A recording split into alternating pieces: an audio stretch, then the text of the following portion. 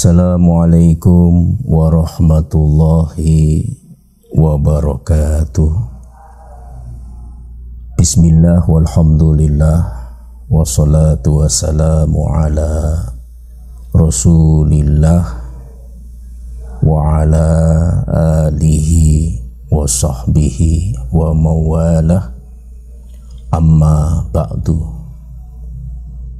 Para pemirsa dimanapun berada, selalu berbahagia, insya Allah masuk surga bersama keluarga dan orang-orang yang dicintai atas ridho Allah Subhanahu wa ta'ala. Alam semesta ketika diciptakan oleh Allah, lalu diturunkan manusia, ditempatkan di planet terbaik dengan fasilitas lingkungan yang kondusif, yaitu bumi. Dari masa ke masa dihadirkan pembawa berita, yaitu para nabi dan para rasul, agar manusia tidak berada dalam kegelapan, kejahiliahan, tidak meraba-raba mencari Tuhan. Meskipun sejarah juga mencatat ternyata kehidupan ini pernah mengalami suatu waktu di mana dalam keadaan gelap gulita, sehingga Allah Subhanahu wa ta'ala mengirim pembawa beritanya. Jadi secara umum ada dua berita. Yang pertama adalah berita yang memberitakan bahwa Allah itu Tuhan. Berita yang kedua memberitakan kepada manusia bahwa Tuhan itu tidak ada, atau kalau ada Tuhan, maka Tuhan yang dimaksud itu bukan Allah Subhanahu wa ta'ala. Jadi kepada kita disodorkan dua berita ini. Berita yang pertama memberitakan bahwa Allah itu Tuhan.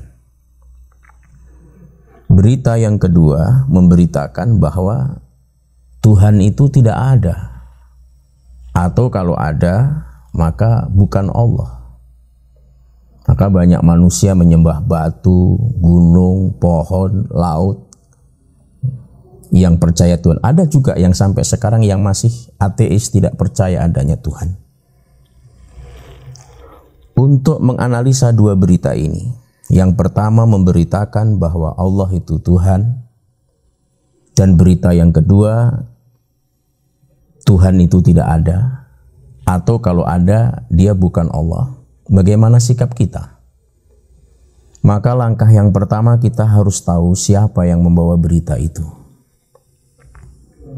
Yang pertama yang memberitakan bahwa Allah itu Tuhan, orang-orangnya adalah disebut dengan para nabi dan para rasul.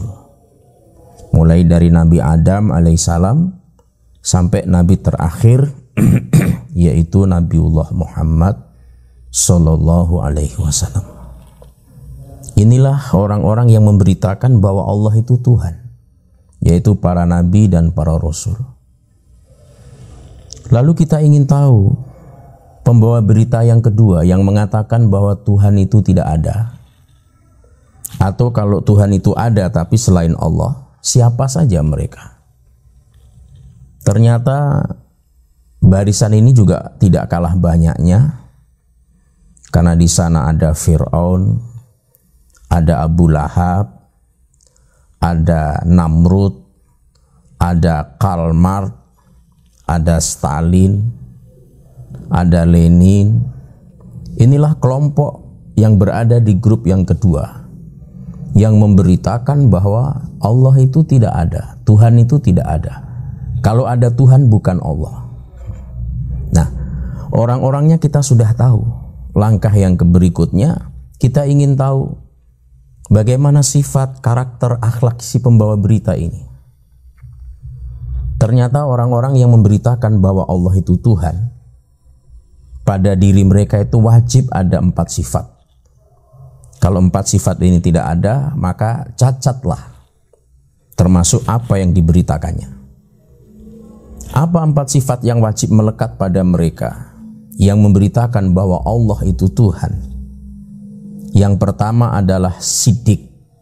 Dia harus orang yang benar, orang yang jujur. Yang kedua amanah. Yang ketiga fatonah. Yang keempat tablik, penyampai. Ini harus ada pada mereka. Apakah nabi-nabi ini orangnya jujur, orangnya benar? Iya. Apakah nabi-nabi dan para rasul ini orangnya amanah? Amanah. Apakah para nabi dan rasul ini orangnya cerdas, orangnya fatonah? Iya, cerdas. Sejarah membuktikan itu. Apakah nabi dan rasul yang memberitakan Allah itu sebagai Tuhan, dia itu tablik, penyampai yang baik, dan semuanya disampaikan. Dan bagi kita umat Islam, keempat sifat ini semuanya melekat dan bahkan ada pada diri Rasulullah Shallallahu Alaihi Wasallam. Beliau itu yang pertama siddiq, benar, jujur. Bahkan gelarnya secara monumental diakui juga oleh pakar sejarah non-muslim, yaitu Al-Amin, orang yang jujur, orang yang terpercaya. Bahkan orang-orang Quraisy jahiliyah sebelum Rasulullah memproklamirkan sebagai seorang nabi dan rasul, maka kepercayaannya begitu tinggi. Tidak ada orang yang sejujur daripada Nabi Muhammad SAW. Dia lebih tenang menitipkan sesuatu kepada beliau. Jadi itu ada pada beliau. Beliau itu orangnya juga amanah. Apapun yang dititipkan itu juga yang disampaikan, tidak kurang juga tidak lebih. Beliau itu juga cerdas. Ini terbukti ketika usia beliau 35 tahun kurang lebih, ketika hampir terjadi peperangan, perpecahan, pertikaian gara-gara Hajar Aswad yang lepas dari tempatnya. Masing-masing ketua kabilah berhak untuk mendapatkan kehormatan untuk meletakkan Hajar Aswad itu, dan itu suatu kehormatan.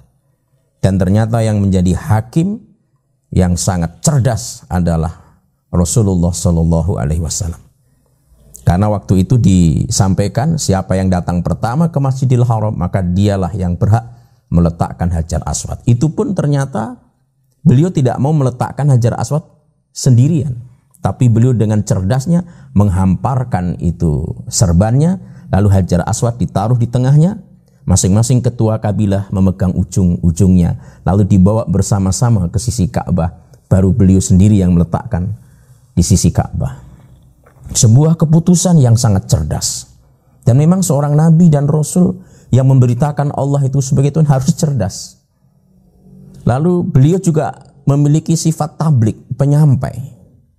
Sehingga tatkala haji wada, haji perpisahan yang membuat para jamaah itu berurai air mata, selalu meminta kepada sahabatnya, apakah kami telah sampaikan? Itu kata-kata itu wujud daripada sifat tablik yang ada pada diri beliau.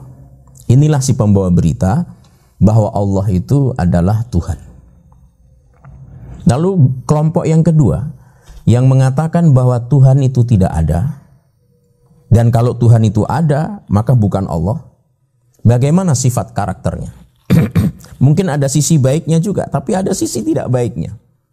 Coba kita lihat Namrud, kita lihat Fir'aun, kita lihat Stalin, Karl Marx, kita lihat juga orang-orang yang berada di belakangnya, Abu Lahab yang memberitakan bahwa Tuhan itu bukan Allah, Tuhan itu berhala, atau Karl Marx yang mengatakan Tuhan itu tidak ada.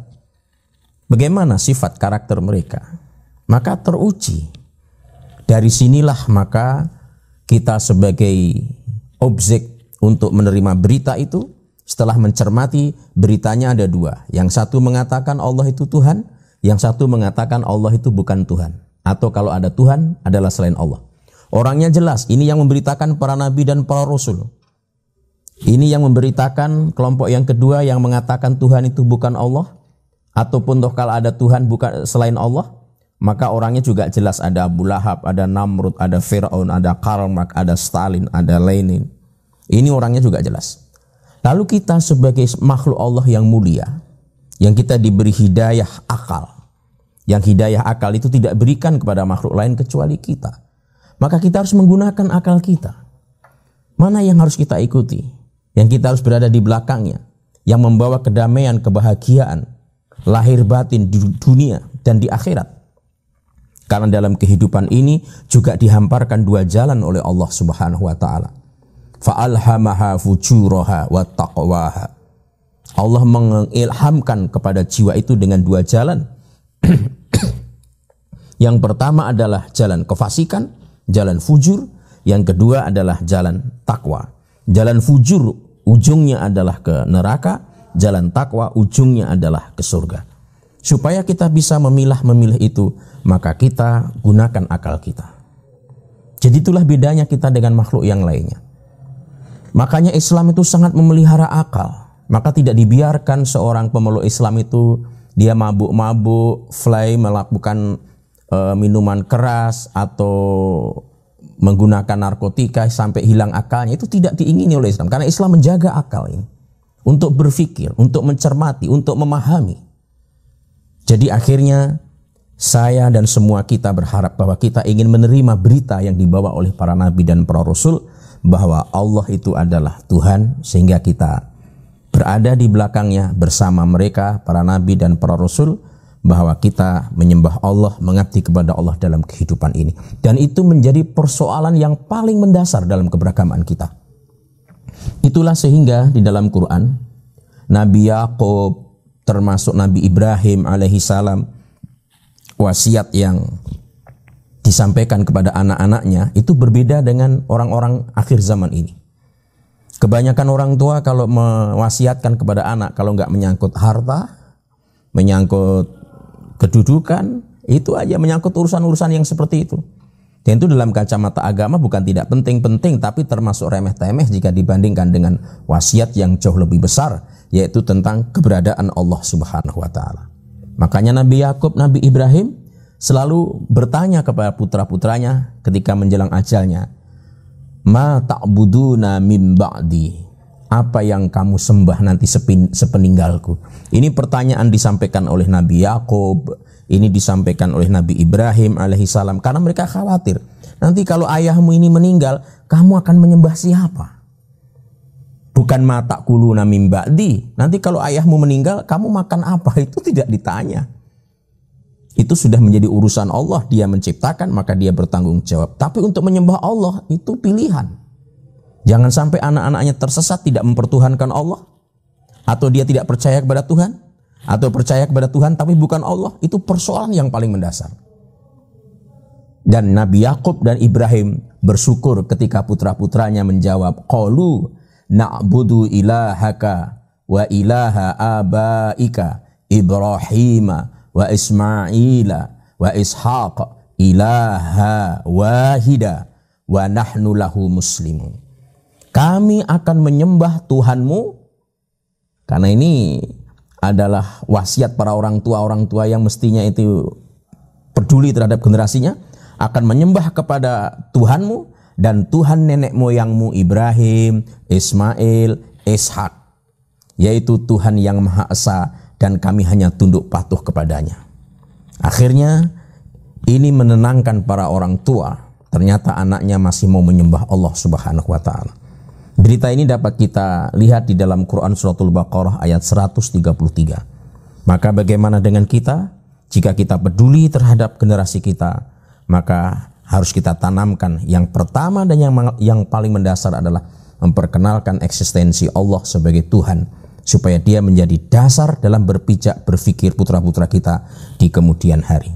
Semoga pada pertemuan ini membawa keberkahan bagi kita, semakin bertambah yakinnya kita bahwa kita bangga menjadi penyembah Allah Subhanahu wa taala, sehingga kita sangat menghargai dan mengapresiasi sujud kita setiap saat, setiap waktu di dalam sholat.